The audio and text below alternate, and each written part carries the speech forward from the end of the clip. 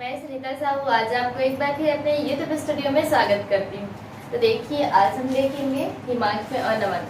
ठीक है, तो हिमांक में जो अवनमन होता है वो क्यों होता है, हिमांक किसे कहते हैं, हिमांक ताप किसे कहते हैं और हिमांक में अवनमन किसे कहते हैं, ये आपको समझना है। तो सबसे पहले हम देखेंगे हिमांक। हिमांक क्या है, तो उसके लिए मैंने दो परिभाषा लिख रखा है, आपको जो इजी लगे देख लीजिए। इसमें क्या है कि किसी पदार्थ का हिमांक वह ताप है जो उसकी ठोस अवस्था और द्रव अवस्था के वाष्प ताप समान हो जाते हैं। यदि कोई पदार्थ है, जैसे हम पानी को ले लेते हैं, पानी एक पदार्थ है, एक पदार्थ पानी को ले लेते हैं, यदि उसकी ठोस अवस्था मीन्स बर्फ और द्रव अवस्था मीन्स पानी, दोनों के वाष्प ताप जहां पर समान होंगे उसको क्या कहेंगे, हम हिमांक कहेंगे। मतलब जिस ताप पर कोई द्रव ठोस में बदलता है वह ताप क्या कहलाएगा, हिमांक। ठीक है, किसी पदार्थ का वह ताप जहां पर द्रव ठोस में वह ताप जिस पर कोई द्रव अवस्था ठोस में परिवर्तित हो जाता है। यहाँ छूट गया है एक चीज, ये है आपका ठोस में परिवर्तित हो जाता है, वह पदार्थ का क्या कहलाता है, हिमांक ताप कहलाता है। जिस ताप पर, जैसे आप फ्रिज में बर्फ जमाते होंगे तो जिस ताप पर वो पानी बर्फ में परिवर्तित हो रहा है वह ताप हिमांक ताप कहलाएगा। या जिस ताप पर ठोस और द्रव दोनों विलायक के जो वाष्प दाब होंगे वो क्या हो जाएंगे, समान हो जाएंगे, वह ताप हिमांक कहलाता है। तो ये रहा हिमांक की परिभाषा। अब हम देखेंगे हिमांक में अवनमन। तो याद रखिएगा अवनमन मीन्स होता है कमी, उन्नयन मीन्स होता है ज्यादा। तो कमी देखेंगे, हिमांक में कमी कैसे हो रही है ये देखेंगे, इसकी भी दो परिभाषा है। तो किसी विलायक में अवाष्पशील पदार्थ मिला देते हैं, क्या कर देते हैं, किसी विलायक में अवाष्पशील पदार्थ मिला देते हैं तो उसकी हिमांक ताप में क्या हो जाती है, कमी आ जाती है। किसी भी पदार्थ में अवाष्पशील पदार्थ मिलाते हैं तो उसका जो हिमांक ताप है, जिस ताप पर उसको ठोस में परिवर्तित हो जाना चाहिए था, तो उस हिमांक ताप पर क्या आ गई है, कमी आ गई। उसको और कम करना पड़ेगा, टेम्परेचर को, उसके ताप को, तब जाके वो ठोस में परिवर्तित होगा। जैसे एग्जांपल में हम ले लेते हैं पानी। पानी क्या है, विलायक है। अब हम उसमें अवाष्पशील पदार्थ मिला देते हैं, जैसे हम मिला देते हैं चीनी, शक्कर। तो पानी जैसे 0 डिग्री सेल्सियस पर जम गया, ठीक है, पानी जैसे 0 डिग्री सेल्सियस पर जम गया, ठोस में परिवर्तित हो गया, बर्फ बन गया। लेकिन यदि उस पानी में हम क्या मिला दिए, शक्कर मिला दिए, तो शक्कर मिला देते हैं तो उसका जो हिमांक ताप हो जाएगा और कम हो जाएगा, जैसे -5 डिग्री सेल्सियस, है ना। जैसे हम लेते हैं पानी, तो पानी को बर्फ में बनाना है तो 0 डिग्री सेल्सियस पर ये जम गया, क्या बन गया, ये बर्फ बन गया। लेकिन अब हम इसमें क्या कर देते हैं, शक्कर मिला देते हैं, तो शक्कर जैसे मिलाते हैं तो ये क्या हो जाएगा, -5 डिग्री सेल्सियस पर जमेगा। तो क्या हो गया, हिमांक में यहाँ पर कमी आ गई। तो ये जो कमी आती है उसको हम ग्राफ के जरिए अब देखेंगे। एक और परिभाषा है इसमें, तो हिमांक में अवनमन की परिभाषा क्या हो जाएगी, हमेशा जो विलायक का जो विलायक है और विलयन दो लेते हैं हम यहाँ पर, जैसे ये ठोस है ये द्रव है, दोनों ये ठोस अवस्था में है, ये द्रव अवस्था में है, इस दोनों का वाष्प ताप जहाँ पर समान होगा उसको तो हम हिमांक कहते ही है, आपको पता ही है। अब उसके बाद जो विलयन होता है और विलायक होता है, उन दोनों की बात करते हैं, किसकी, विलयन और विलायक की। तो जो विलायक होता है उसका वाष्प ताप हमेशा, जो विलायक होता है उसका हिमांक हमेशा क्या होता है, ज्यादा होता है, विलयन का क्या हो जाता है, कम हो जाता है। अब इसको हम समझेंगे एक ग्राफ में। देखिए एक ग्राफ बनाते हैं हम यहाँ पर, ये क्या है आपका, वाष्प दाब, क्या है, वाष्प दाब, ठीक, ये वाष्प दाब जा रहा है और ये क्या है आपका, जा रहा है ताप, टेम्परेचर, ये वेपर प्रेशर।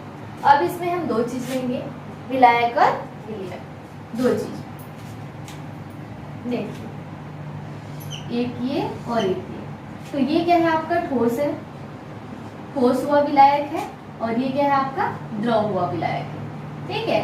अब हम यहाँ पर जब देखेंगे, जब दोनों आपस में मिल जाएंगे तो ये क्या बन जाते हैं, ये देखते हैं। तो यहाँ पर ये बना आपका T0F, ठीक है, क्या बना ये, T0F। अब ये क्या है, ये जो यहाँ पर मिला हुआ है, जिस ताप पर ठोस और द्रव के वाष्प ताप समान हो गए, तो यहाँ पर ये जो आपका हिमांक का ताप मिला है उसको हम TF से दर्शाते हैं, मतलब फिशन T मतलब टेम्परेचर। तो ये क्या हुआ, आपका विलायक का हिमांक है यहाँ पर, ठीक। अब हम ले लेते हैं एक दूसरा, वो रहेगा आपका, ये रहेगा आपका विलायक। क्या रहेगा? विलायक। ये क्या है आपका? विलायक का है, सॉरी विलयन का ले लेते हैं यहाँ पर, क्योंकि विलायक तो ये है। अब हम ले लेंगे यहाँ पर विलयन। ठीक है, तो अब यहाँ पर आपको ये ध्यान देना है कि जिस ताप पर यहाँ पर क्या है, हिमांक हुआ है, तो ये कौन से पॉइंट पे है? वाष्प दाब किसमें बराबर हुआ है? बी में। और यहाँ से ले लेते हैं हम ए बी, और ये हो जाएगा आपका, जहाँ पर ये विलयन का मिला है, ये है आपका डी और ये आपका सी। अब इस बात को ध्यान दीजिए, ये ए और बी क्या है? ठोस हुआ विलायक है। बी और सी क्या है आपका? द्रव हुआ विलायक है। और इन दोनों की जो वाष्प दाब यहाँ पर समान हो गया, जिस पॉइंट पर? बी पॉइंट पर। ठीक है, तो ये वाला जो पॉइंट हुआ वो हिमांक कहलाया। किसका हिमांक कहलाया? ये विलायक का हिमांक कहलाया। अब आता है विलयन, तो विलयन का यहाँ पर हिमांक देखते हैं, तो वो क्या हो जाता है? यहाँ पर नीचे आ जाता है, कम आ जाता है। तो ये कितना आ जाता है? ये होता है आपका टी एफ। किसका है ये? विलयन का टी एफ। अब इन दोनों के बीच कहाँ कहाँ, ये आपका विलायक है, यहाँ पर लिख देते हैं, ये विलायक का क्या है? हिमांक है टी एफ, और ये क्या है आपका? विलयन का है टी एफ। अब इन दोनों के बीच जो हिमांक में अंतर पाया गया है, उस अंतर को क्या कहेंगे? ये ध्यान दीजिए, इसको कहेंगे हम del T F. Del T F, इनके अंतर को डेल टी एफ से रिप्रेजेंट करेंगे।